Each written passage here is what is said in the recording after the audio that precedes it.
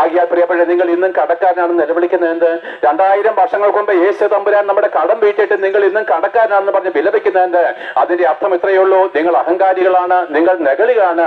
യേശു ക്രിസ്തു ക്രൂശിൽ സൗജന്യമായിട്ട് വീട്ടിൽ തന്നെ കടം അത് അംഗീകരിക്കാൻ എനിക്ക് മനസ്സില്ല, ഞാൻ സ്വന്തമായിട്ട് കടം വീട്ടിക്കൊള്ളാമെന്ന് പറഞ്ഞുകൊണ്ട് നിങ്ങൾ ഓരോ വർഷവും യാഗങ്ങളും ബലികളും കർമ്മങ്ങളും ആചാരങ്ങളും നോയമ്പുകളും നോക്കുന്നു.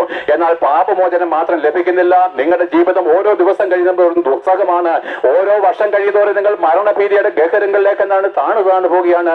എന്തുകൊണ്ട്? താഴ്മയില്ലാത്ത ഹൃദയം.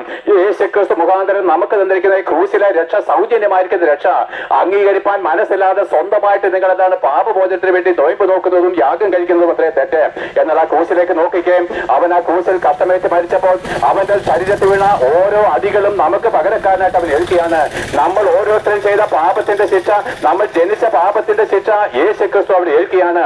അതേ പ്രിയപ്പെട്ടവരെ, അവന്റെ ശരീരം മുഴുവനും അടിയേറ്റ് തകർക്കപ്പെടുമ്പോൾ യഥാർത്ഥമായിട്ടും അടി കിട്ടേണ്ടത് നമുക്കാണ്. ദൈവകോടതിയുടെ മുമ്പിൽ കുറ്റം ചെയ്യും നമ്മളാണ്.